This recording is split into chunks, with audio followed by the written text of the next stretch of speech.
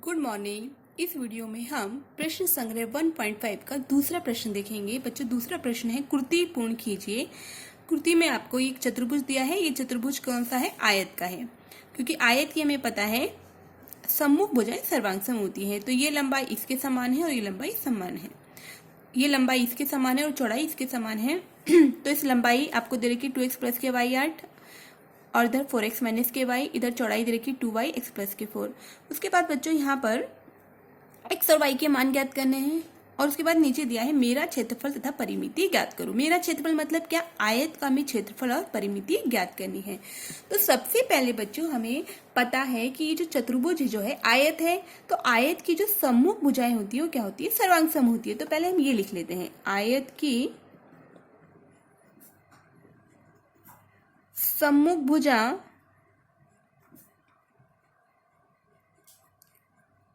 सम्मुख भुजाएं सर्वांगसम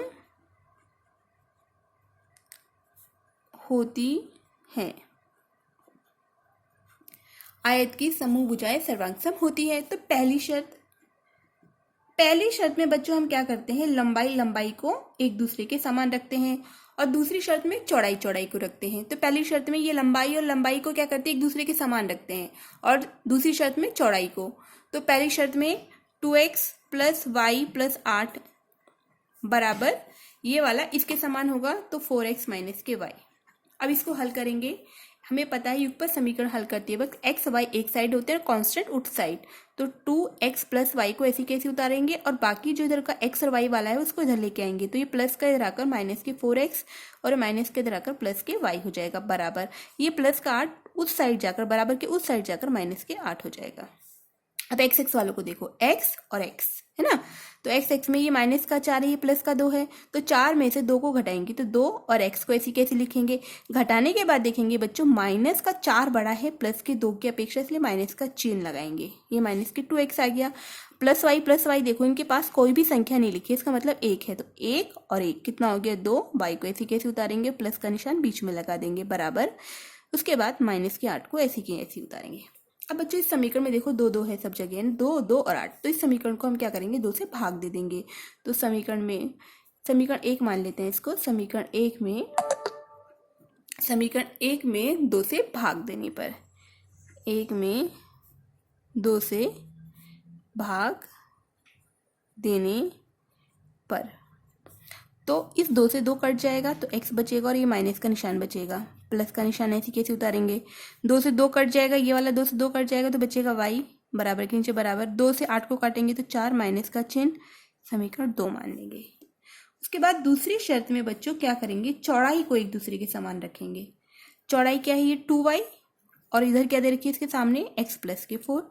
x को एक साइड लेके आएंगे, y को एक कांस्टेंट को उस साइड ही रहने देंगे। तो 2y को ऐसे कैसे उतारेंगे? ये प्लस का x इधर आकर माइनस के x बराबर 4।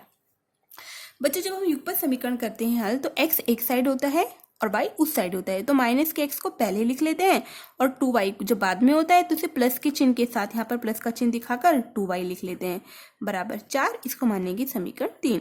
अब समीकरण 2 और 3 को हल करके x और y के मान निकालेंगे। तो समीकरण 2 और 3 में देखेंगे x और x के पास कोई भी संख्या नहीं है।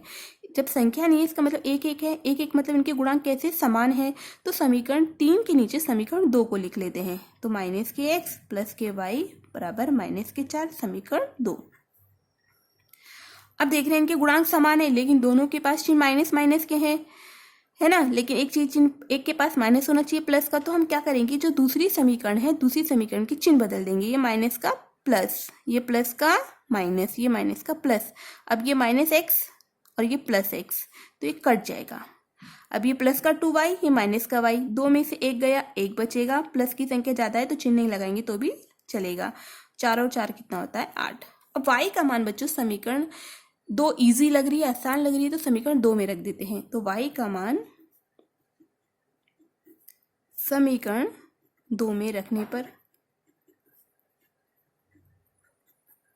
तो समीकरण 2 उतार लेंगे, माइनस के x प्लस के y बराबर माइनस के 4।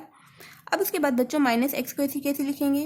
प्लस के नीचे प्लस, y के जिस स्थान पर हम 8 रखेंगे, y बराबर 8 है तो 8 रख देंगे, बराबर माइनस के 4। हमें x का मान निकालना है तो माइनस के x को मैंने बताया ना माइनस का चिन्ह होता है तो उसको लिखते हैं माइनस का x, बराबर के नीचे बराबर माइनस के 4, ये प्लस का 8 जो इधर लिखना था हमें वो हम उसको उधर लिखेंगे, जब उधर जाएगा तो ये माइनस के 8 हो जाएगा, माइनस के 8।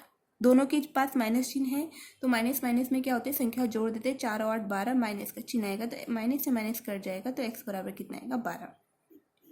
तो बच्चों हमने ये शर्त पूरी कर दी, x और y का मान निकाला, x का मान 12 और y का मान 8। लेकिन इसमें पूछा है कि मेरा क्षेत्रफल मतलब आयत का क्षेत्रफल, आयत की परिमिति ज्ञात करिए। तो क्षेत्रफल का सूत्र होता है लंबाई गुना चौड़ाई, तो उसके लिए हमें पहले लंबाई पता होनी चाहिए, चौड़ाई पता होनी चाहिए, तब क्षेत्रफल का सूत्र लगाकर हम क्षेत्रफल निकालेंगे।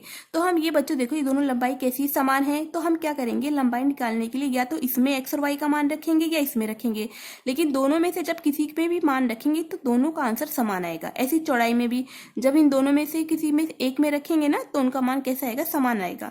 लेकिन हम किसी एक में रख लेते हैं, जैसे मैं 4x माइनस के y में रखती हूँ, आयत की लंबाई लिखेंगे, आयत की लंबाई कितनी है बच्चों हमारे पास 4x माइनस के y बराबर 4, इन दोनों के बीच गुने का निशान है तो गुने का निशान लगा देंगे।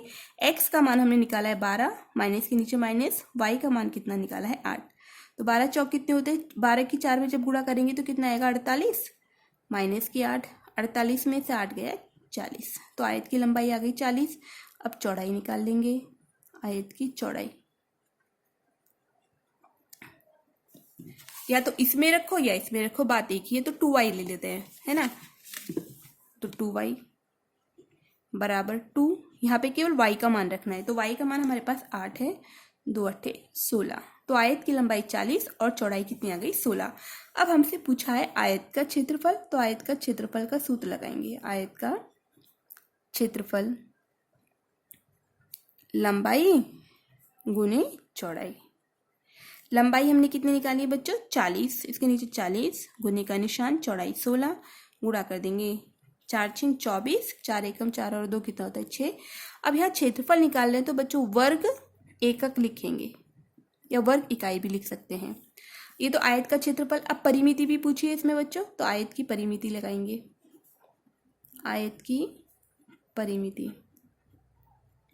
परिमिति का सूत्र होता है 2 ब्रैकेट लंबाई प्लस चौड़ाई, है ना। तो 2 ब्रैकेट का निशान, लंबाई हमारी कितनी है 40, बीच में प्लस का निशान, चौड़ाई कितनी है 16, 2 पहले इनको जोड़ेंगे, है ना। तो 2 ब्रैकेट के बाहर के निशान की जगह हम गुणे का निशान लगाएंगे, 40 और 16 को जोड़ेंगे तो कितना आएगा 56, इसको गुणा कर देंगे, 2 छक्का 12, 2 पंजे 10 और 1 11, 112। अब यहाँ पे बच्चों परिमिति निकालेंगे तब हम केवल एकक लिखेंगे, है ना। तो आयत का क्षेत्रफल कितना है 640 और आयत की परिमिति कितनी है 112 एकक। इसके बाद बच्चों आगे का प्रश्न जो है हम अगले वीडियो में देखेंगे।